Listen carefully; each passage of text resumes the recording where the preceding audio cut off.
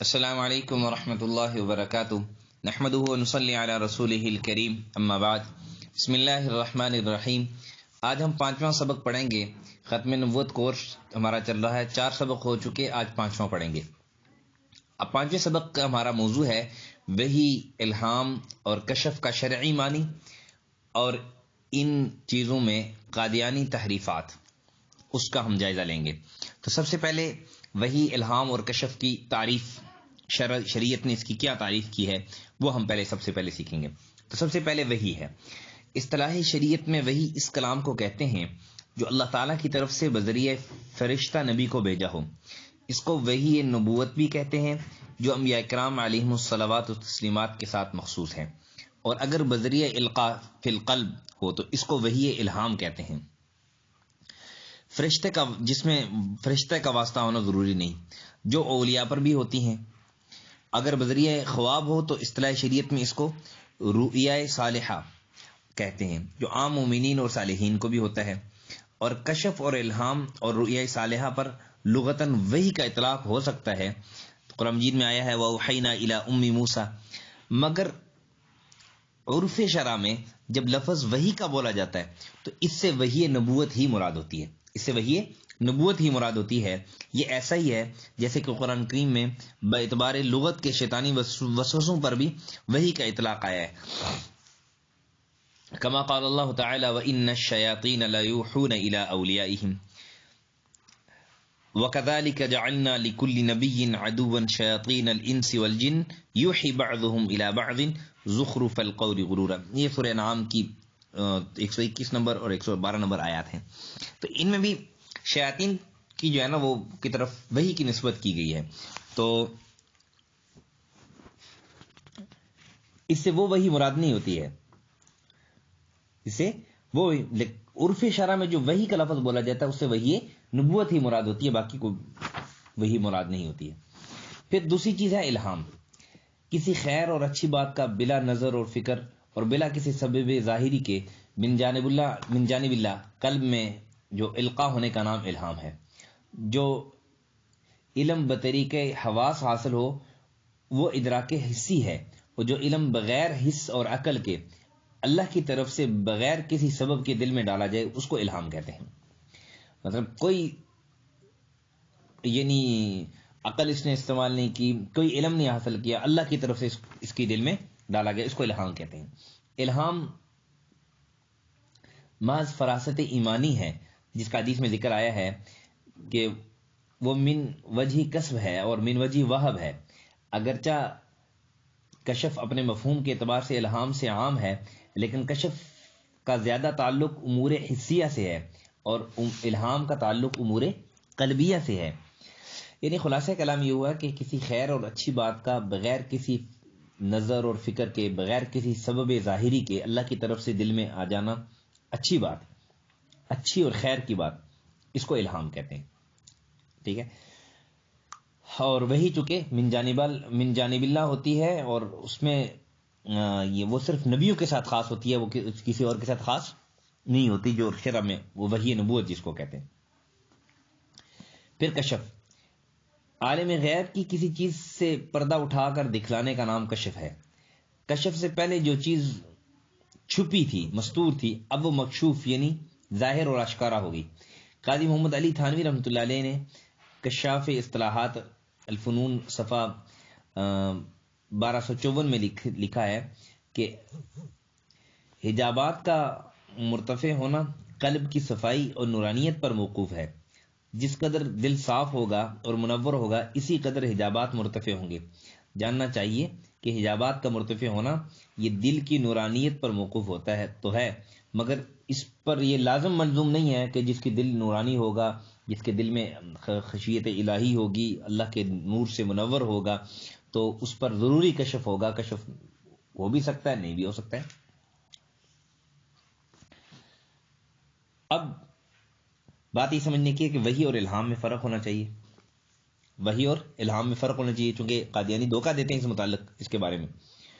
تو وحی نبوت قطعی ہوتی ہے اور معصوم عن الخطا ہوتی ہے، اور نبی پر اس کی تبلیغ فرض ہوتی ہے، اور امت کا اس پر اتباع لازم ہوتا ہے۔ یعنی وہی جو ہوتی ہے نبی پر، وہی نبوت جو ہوتی ہے یہ قلب قطعی ہوتی ہے، وہی نبوت یہ قطعی ہوتی ہے، اس پر یعنی کسی قسم کی خطا کا کوئی شبہ نہیں ہوتا ہے. اور نبی صلی اللہ علیہ وسلم پر اس کی تبلیغ، یعنی جو بھی نبی ہے اس پر جو وحی نازل ہوتی ہے اللہ کی طرف سے، اس پر تبلیغ بھی فرض ہوتی ہے اور پوری امت کے لیے اس کا اتباع لازم ہوتا ہے. تو اسی میں نے کہا کہ یہ صرف خاص کس کے ساتھ ہے؟ نبی کے ساتھ خاص ہے. اور الہام ضمنی ہوتا ہے اور معصوم عن الخطا نہیں ہوتا. اولیاء معصوم نہیں ہیں، اسی وجہ سے اولیاء کا الہام دوسروں کے لیے حجت نہیں ہے. کسی کے دل میں کوئی بات آ گئی جو خیر کی بات ہے، وہ اس کو دوسروں پر لاگو نہیں کر سکتا، اور نہ ہی الہام کو کوئی حکم شرعی ثابت کر سکتا ہے، حتیٰ کہ استحباب بھی الہام سے ثابت نہیں ہو سکتا. نیز یہ بات بھی سمجھنے کی ہے کہ علم احکام شرعیہ بذریعہ وحی انبیاء اکرام کے ساتھ مخصوص ہیں، اور غیر انبیاء پر جو الہام ہوتا ہے سو وہ یعنی قسم بشارت سے ہو یا از قسم تفہیم ہوتا ہے، احکام پر مشتمل نہیں ہوتا ہے. یعنی کسی کے کوئی آدمی یہ نہیں کہہ سکتا کہ جی مجھے الہام ہوا ہے کہ فجر کی آپ پہلے 2 رکعتیں پڑھتے تھے فرض، تو آپ 4 پڑھیں گے. نہیں، ایسا نہیں ہو سکتا. جو احکام شرعیت ہیں وہ وہی نبوت کے ساتھ خاص ہیں، وہ کسی ولی کی الہام کے ساتھ خاص نہیں اس کو کر سکتے. جیسے کہ حضرت مریم علیہ السلام کو جو وہی الہام ہوئی وہ از قسم بشارت تھی، یعنی بشارت کی قسم سے تھی، نہ کہ احکام کی قسم سے. اور بعض مرتبہ وہی الہام کسی حکم شرعی کی تفہیم اور افہام کے لیے ہوتی ہے کہ اللہ کا ایک حکم ہے، اس کی سمجھ نہیں آ رہی، اللہ نے دل میں ڈال دی کہ اس کا یہ مطلب ہے، اس کو ایسے آپ نے کرنا ہے. بظاہر آپ کو یعنی شرح صدر نہیں ہو رہا ہے، آپ کو دلی اطمینان نہیں ہو رہا ہے، ٹھیک ہے، اللہ نے دل میں بات ڈال دی جسے اطمینان ہو گیا. تو جو نسبت رؤیا صالحہ کو الہام سے ہے وہی نسبت الہام کو وحی نبوت سے ہے. یعنی رؤیا صالحہ الہام سے درجہ میں کمتر ہے، اسی طرح الہام درجہ میں وحی نبوت سے فروتر ہے. اور جس طرح رؤیا صالحہ میں ایک درجہ کا ابہام اور اخفا ہوتا ہے، اسی طرح الہام میں اس سے زیادہ اخفا واضح ہوتا ہے، الہام اس سے رؤیا صالحہ سے زیادہ واضح ہوتا ہے. اسی طرح الہام بھی باعتبار وحی کے خفی یعنی چھپا ہوتا ہے اور مبہم ہوتا ہے، واضح ظاہر نہیں ہوتا ہے. اور وہی تو بالکل صاف اور ظاہر ہوتی ہے. الہام مبہم ہوتا ہے، وہی صاف اور واضح ہوتی ہے. مزید اس کی تفسیرات جو ہے نا وہ بہت ساری کتابیں ہیں، ان میں آپ دیکھ سکتے ہیں. اب وحی نبوت کا انقطاع، چونکہ وحی کی بات چلی تو اب نبی پاک صلی اللہ، ہم ختم نبوت کا کورس کر رہے ہیں، تو نبی پاک صلی اللہ علیہ وسلم پر وحی کا منقطع ہونا، ختم ہو جانا، اس کی بحث پر بھی جو ہے نا وہ بات کرنا، اس بحث پر بھی، اس موضوع پر بھی ضروری ہے، اس لیے ہم اس پر بھی بات کر لیتے ہیں. حضور صلی اللہ علیہ وسلم کے بعد وحی نبوت کا دروازہ یہ بند ہو گیا. اس سلسلے میں اکابرین امت کی تصریحات بالکل واضح ہیں، اور یہ بطور دلیل کے سن لیں. حضرت ابوبکر صدیق رضی اللہ تعالیٰ عنہ نے حضرت صلی اللہ علیہ وسلم کے بعد فرمایا وفات کے وقت، الیوم فقدنا الوحی ومن عند اللہ عز وجل للکلام، آج ہمارے پاس وحی نہیں آئی اور نہ ہی اللہ کی طرف سے کوئی فرمان. نیز حضرت ابوبکر صدیق نے ایک طویل کلام فرمایا اور اس کے بعد یہ بھی فرمایا اب وحی منقطع ہو چکی اور دین الہی تمام ہو چکا، کیا میری زندگی ہی میں اس کا نقصان شروع ہو جائے گا. صحیح بخاری میں صفحہ 360 میں جلد 1 میں اسی مضمون کا کلام حضرت ابوبکر صدیق اور حضرت فاروق اعظم رضی اللہ تعالیٰ عنہ دونوں سے منقول ہے. اس طرح حضرت انس فرماتے ہیں رضی اللہ تعالیٰ عنہ کہ جب حضرت صلی اللہ علیہ وسلم کی وفات ہوئی تو ایک روز حضرت صدیق اکبر رضی اللہ تعالیٰ عنہ نے حضرت عمر رضی اللہ تعالیٰ عنہ سے فرمایا کہ چلو حضرت ام ایمن رضی اللہ عنہا کی زیارت کرائیں، کیونکہ حضرت صلی اللہ علیہ وسلم بھی ان کی زیارت کے لیے تشریف لے جایا کرتے تھے. حضرت انس رضی اللہ تعالیٰ عنہ کا بیان ہے کہ ہم تینوں وہاں گئے. حضرت ام ایمن رضی اللہ تعالیٰ عنہ ہمیں دیکھ کر رونے لگی. ان دونوں حضرات نے فرمایا دیکھو ام ایمن، رسول اللہ صلی اللہ علیہ وسلم کے لیے وہی بہتر ہے جو اللہ کے نزدیک آپ صلی اللہ علیہ وسلم کے واسطے مقدر ہے. تو انہوں نے کہا کہ یہ تو میں بھی جانتی ہوں کہ آپ صلی اللہ علیہ وسلم کے لیے وہی بہتر ہے جو اللہ کے نزدیک ہے، لیکن میں اس پر روتی ہوں کہ اب آسمانی خبریں ہم سے منقطع ہوگی، کہ اللہ کی طرف سے کوئی وحی کسی پر نہیں آئے گی. اسی طرح مسلم شریف میں ہے، علامہ قرطبی فرماتے ہیں کہ لأن بموت النبی صلی اللہ علیہ وسلم انقطاع الوحی، کہ اس لیے کہ نبی پاک صلی اللہ علیہ وسلم کے وفات کے بعد وحی منقطع ہو چکی ہے، اب کسی پر وحی نہیں ہوگی۔ اور ایسے مدعی کے بارے میں علامہ ابن حجر مکی رحمۃ اللہ علیہ نے اپنے فتاوی میں تحریر فرمایا کہ جو شخص حضرت صلی اللہ علیہ وسلم کے بعد کسی وحی کا معتقد ہو وہ باجماع مسلمین کافر ہے۔ اسی طرح قادیانی گروہ کشف اور الہام میں اور وحی میں تحریف نہیں کرتے بلکہ تلبیس کرتے ہیں۔ ایک ہوتی ہے تحریف، ایک ہوتا ہے تلبیس، کہ نہ صرف کشف اور الہام بلکہ وحی نبوت کو مرزا غلام احمد کے لیے جاری کرتے ہیں، مانتے ہیں۔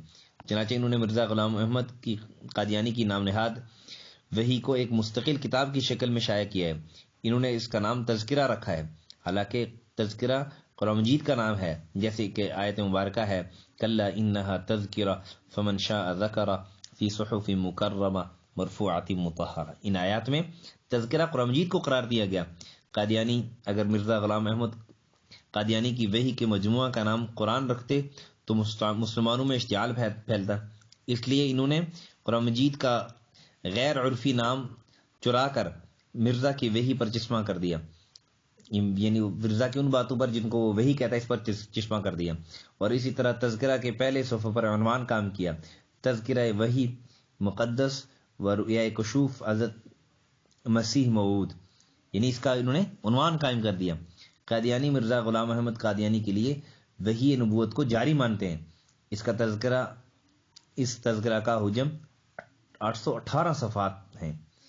اس میں مرزا قادیانی کی نام نہاد خرافات کو جمع کیا گیا، اور غرب قادیانی جماعت مرزا قادیانی کے لیے وحی نبوت کو جاری مانتی ہے، حالانکہ اوپر گزر چکا کہ حضرت صلی اللہ علیہ وسلم کے بعد وحی کا مدعی یہ مدعی نبوت ہے، اور یہ بجائے خود مستقل کفر ہے۔ یعنی ایک تو نبی کا دعویٰ کرنا یہ کفر ہے، لیکن وحی کا دعویٰ کرنا کہ مجھ پر وحی ہوئی ہے یہ بھی بذات خود ایک کفر ہے۔ اب مرزا قادیانی کی ہزارہ عبارتوں سے چند عبارتیں یہ ملاحظہ کریں، دیکھیں، جس میں مرزا قادیانی اپنے لیے وحی کا دعویٰ کرتا ہے۔ جیسا کہ پہلا، جیسا کہ میں نے بار بار بیان کر دیا کہ میں یہ جو کلام سناتا ہوں یہ قطعی اور یقینی طور پر خدا کا کلام ہے، جیسا کہ قرآن اور تورات خدا کا کلام ہے، اور میں خدا کا ذلی اور بروزی طور پر نبی ہوں، اور ہر ایک مسلمان کو دینی امور میں میری اطاعت واجب ہے، اور مسیح موعود ماننا مجھ پر یہ واجب ہے۔ دیکھیں یہ اس نے تحفۃ الندوہ صفحہ 2 کے اندر یہ لکھا ہے، اس نے 6 کے اندر اسی طرح اس کا یہ بھی قول ہے کہ اللہ تعالیٰ کی وہ پاک وحی جو میرے پر نازل ہوتی ہے اس میں ایسے لفظ رسول اور مرسل اور نبی کے موجود ہیں، نہ ایک دفعہ بلکہ صدہا دفعہ، بلکہ کیوں کر یہ جواب صحیح ہو سکتا ہے کہ ایسے الفاظ موجود نہیں ہیں، بلکہ اس وقت تو پہلے زمانے کی نسبت بہت تصریح اور توضیح سے الفاظ موجود ہیں، اور براہین احمدیہ میں بھی جس کو تباہ ہوئے 22 برس ہوئے یہ الفاظ کچھ تھوڑے نہیں، چنانچہ وہ مکالمات الہیہ جو براہین احمدیہ میں شائع ہو چکے ان میں سے یہ ایک یہ وحی اللہ ہے، هو الذی ارسل رسولہ بالہدی ودین الحق لیظہرہ علی الدین کلہ۔ دیکھو براہین احمدیہ میں اس میں صاف طور پر عاجز یعنی مرزا کو رسول کہہ کے پکارا گیا، مرزا غلام احمد کو۔ تو اس طرح کے بہت سارے اس کے اقوال ہیں، بہت سارے اس کے اقوال ہیں، جس میں جو ہے نا وہ اس نے قادیانی نے مرزا غلام احمد قادیانی نے اپنی طرف وحی کا تذکرہ کیا۔ جس طرح ایک قول یہ بھی ہے کہ وہ کہتا ہے کہ میں اللہ تعالیٰ کی 23 برس کی متواتر وحی کو کیوں کر رد کر سکتا ہوں، میں اس کی اس پاک وحی پر ایسا ہی ایمان لاتا ہوں جیسا کہ ان تمام خدا کی وحیوں پر ایمان لاتا ہوں جو مجھ سے پہلے ہو چکی۔ اور اس کے بعد مرزا غلام احمد قادیانی اپنے اوپر جبریل کے نزول کے بھی مدعی ہیں، چنانچہ یہ فرماتے ہیں کہ یعنی میرے پاس جبریل آیا اور اس نے مجھے چن لیا اور اپنی انگلی کو گردش دی اور اشارہ کیا کہ خدا کا وعدہ آ گیا، پس مبارک ہے جو اس کو پاوے اور دیکھے۔ اس جگہ عائل خدا تعالیٰ نے جبرائیل کا نام رکھا ہے، اس لیے بار بار رجوع کرتا ہے، اور پھر یہ بھی کہا کہ اللہ تعالیٰ میرے لیے اس کثرت سے نشان دکھلا رہا ہے کہ اگر نوح کے زمانے میں وہ نشان دکھلائے جاتے تو وہ لوگ غرق نہ ہوتے۔ اسلامی عقیدہ کے مطابق حضرات انبیاء کرام کا ایک خاص امتیاز یہ ہے کہ وہ اللہ تعالیٰ کی نافرمانی سے معصوم ہوتے ہیں، ٹھیک انہی کے طرز پر مرزا قادیانی کو بھی معصوم ہونے کا دعویٰ ہے۔ اب دیکھیں پھر وہ یہ بھی کہتا ہے کہ جی یہ جو میں جو کچھ بھی کہہ رہا ہوں یہ میں اپنی طرف سے نہیں بولتا، یہ تو مجھ پر وحی ہوتی ہے، وما ينطق عن الهوى ان هو الا وحی یوحى۔ مرزا قادیانی کہتا ہے یہ میری طرف میرے لیے یہ آیت ہے کہ میں اپنے لیے نہیں بولتا، میں اپنی طرف سے نہیں بولتا، بلکہ مجھ پر یہ وحی ہوتی ہے۔ تو اس لیے یہ مختلف قسم کے اور بھی بہت سارے جو ہے نا وہ یعنی قادیانی اپنے لیے دعوے کرتا ہے کہ مجھ پر یعنی نبی کی جو مثل ہے اپنے لیے پیش کرتا ہے۔ علماء شریعت کی طرف سے تمام صوفیہ بھی اس پر متفق ہیں، اور نبوت اور رسالت خاتم النبیین صلی اللہ علیہ وسلم پر ختم ہو گئی، اور آپ صلی اللہ علیہ وسلم کے بعد کوئی نبی نہیں ہو سکتا۔ حضور صلی اللہ علیہ وسلم کے بعد جو بھی نبوت کا دعویٰ کرے وہ مرتد اور دائرہ اسلام سے قطعاً خارج ہے۔ البتہ نبوت اور رسالت کے کچھ کمالات اور اجزاء باقی ہیں جو کہ اولیاء امت کو عطا کیے جائیں گے، مثلا کشف اور الہام اور رؤیا صادقہ، سچا خواب اور کرامتیں۔ اس قسم کے کمالات نبوت کے اجزاء، لیکن ان کمالات کی وجہ سے کسی شخص پر نبی کا اطلاق یہ کسی طرح جائز نہیں ہے، اور نہ ان کے کشف اور الہام پر ایمان لانا یہ واجب ہے۔ یعنی ابھی اگر اس دور میں اگر کوئی ولی کہے، ایک اللہ کا ولی واقعی ولی ہے جو وہ یہ کہے جی مجھ پر یہ کشف ہوا ہے تو اس پر ایمان لانا یہ واجب نہیں ہے۔ وہ یہ کہے جی مجھے خواب میں یہ آیا ہے، یہ سچا خواب ہے، تو اس پر ایمان لانا واجب نہیں، اس پر عمل کرنا بھی واجب نہیں ہے۔ تو اس لیے میرے بھائیو دوستو، یہ جو مرزا احمد غلام احمد قادیانی ہے یہ انتہائی چلاکی سے کام لیتے ہوئے لوگوں کو دھوکہ دیتے ہیں اور قرآن کی آیتیں موڑ توڑ کر اپنی طرف پیش کرتے ہیں۔ حضرت ابو ہریرہ رضی اللہ تعالیٰ عنہ فرماتے ہیں کہ رسول اللہ صلی اللہ علیہ وسلم نے فرمایا، اے لوگوں، نبوت کا کوئی جز سوائے اچھے خوابوں کے باقی نہیں ہے۔ اس حدیث کو بخاری و مسلم نے روایت کیا ہے۔ اس حدیث کا حاصل یہ ہے کہ نبوت بالکلیہ ختم ہو چکی ہے اور سلسلہ وحی منقطع ہو گیا، البتہ اجزاء نبوت میں سے ایک جز مبشرات باقی ہیں، یعنی جو سچے خواب مسلمان دیکھتے ہیں، یہ بھی نبوت کے اجزاء میں سے ایک جز ہے، جس کی تشریح بخاری ہی کی دوسری حدیث میں اس طرح آئی ہے کہ سچا خواب یہ نبوت کا 46واں جز ہے۔ تو یہ تھا آج کا سبق۔ اللہ جل شانہ سے دعا ہے کہ اللہ تعالی ہم سب کو صحیح دین سیکھنے، سمجھنے اور اس پر عمل کرنے کی توفیق نصیب فرمائے۔ وآخر دعوانا ان الحمد للہ رب العالمین۔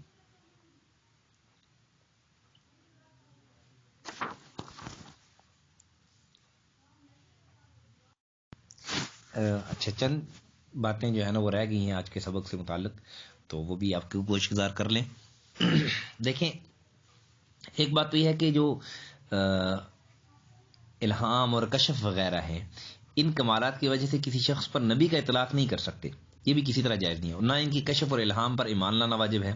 ایمان تو ہم نے صرف کتاب اللہ اور سنت رسول پر لانا ہے، اور نبی کا تو خواب بھی وہی ہوتا ہے، بخاری شریف کے اندر ہے، مگر ولی کا خواب اور الہام یہ شرعاً حجت نہیں ہوتا۔